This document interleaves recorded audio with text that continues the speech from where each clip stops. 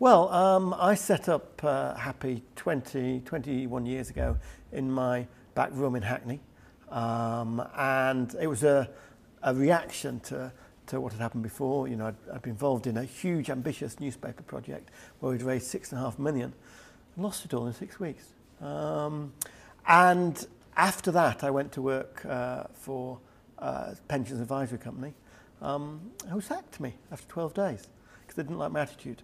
So I decided I liked my attitude, and I wanted to work out how you created a company that was effective, that was principled, that was all the things I hadn't experienced in those two companies, and was a great place to work. And so my aim was always to build a company that was an example, and to work out how you became the absolute best at as a workplace and in terms of customer service.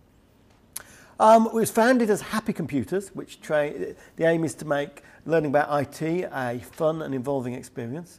And over the last few years, we've branched out. We've got Happy People now as well, which is about helping people create great workplaces and enabling people to fulfill their potential. One of our beliefs, core beliefs, is that people work best when they feel good about themselves. So the key role of management, if you agree with that, and most people do, is to create a workplace which enables people to feel good. So the key role isn't about working out, isn't about telling people what to do or being the cleverest person there. It's about supporting your people and enabling them to flourish. I know I've succeeded when I see people taking real responsibility and really taking risks and pushing things on. My motivation, I gave the example today of somebody we took on who'd failed all her GCSEs, didn't have a math GCSE. We took her on at 16 and she became finance manager.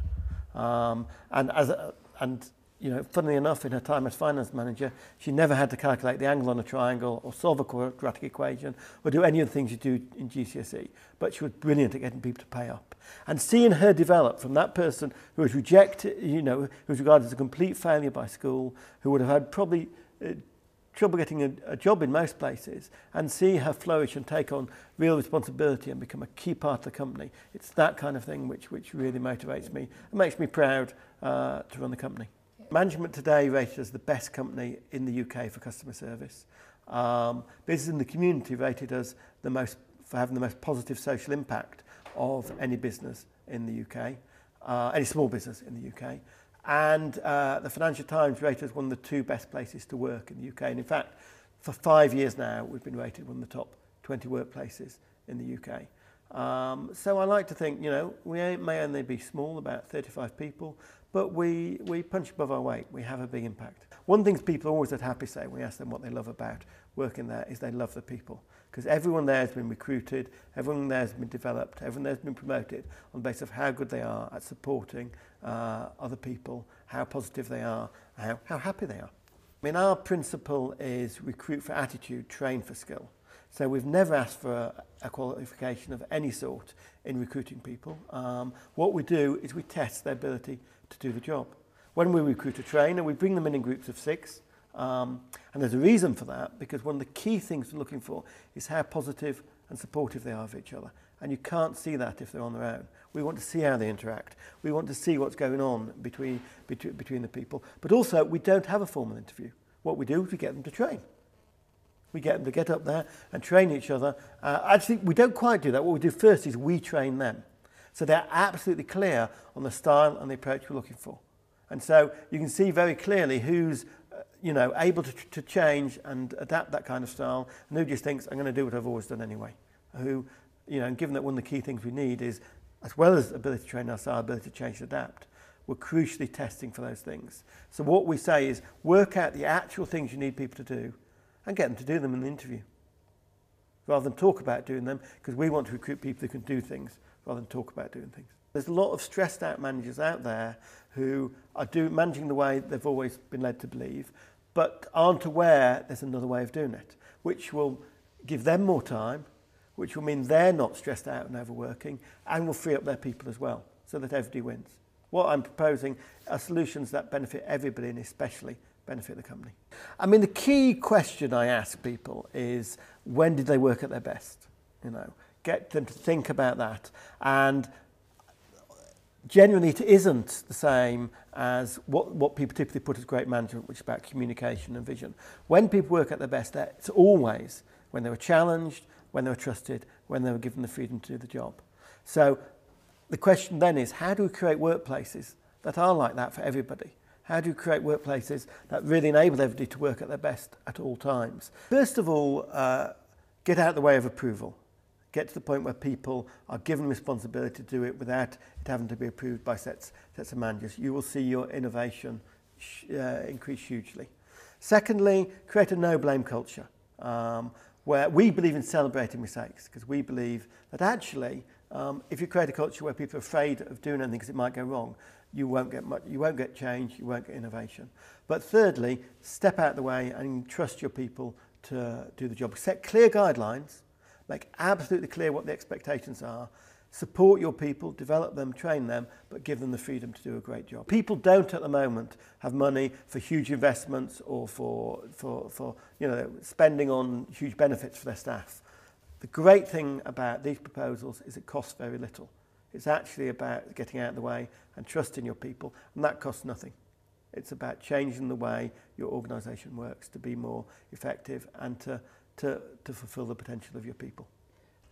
Yeah, I use Maslow's hierarchy of needs. Maslow in the 50s put this idea that we all at core need to be able to eat, sleep, have basic safety. But once we have those core needs in place, that isn't what motivates us. What motivates us are things like belonging, self-esteem and self-actualization. That means being in control of your life.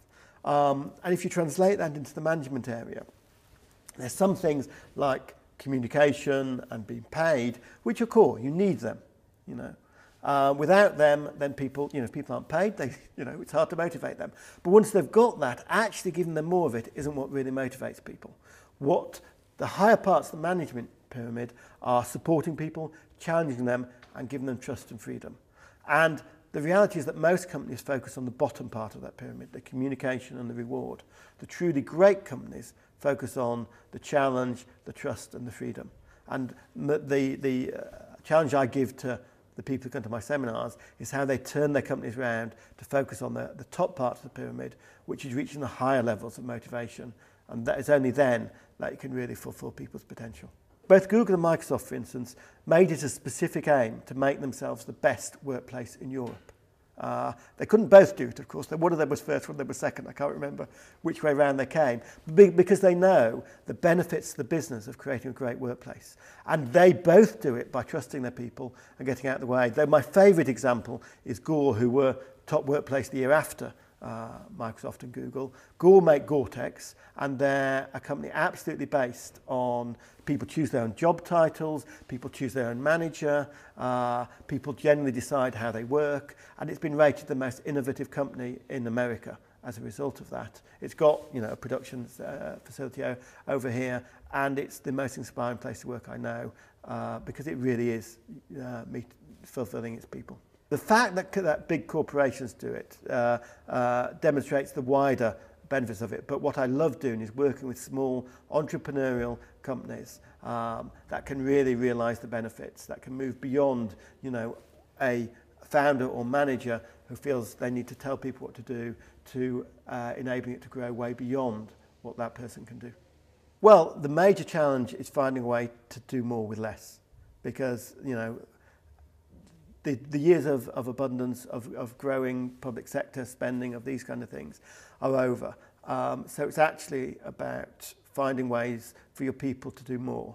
And they're not going to do more by just being told to do more, being pressured to do more. They're going to do more if you give them responsibility, if you get out of the way and give them the chance to really develop and take things on. When I have seen the way people who had no position of leadership, had no particular expectation of leadership, when you give them the opportunity to grow, and you give them the support and you give them the training and development, I've seen the amazing things that people can do. And so I absolutely know that true leaders are made, not born, and nearly everyone is capable of leadership of some form or another if you support them and if you develop them.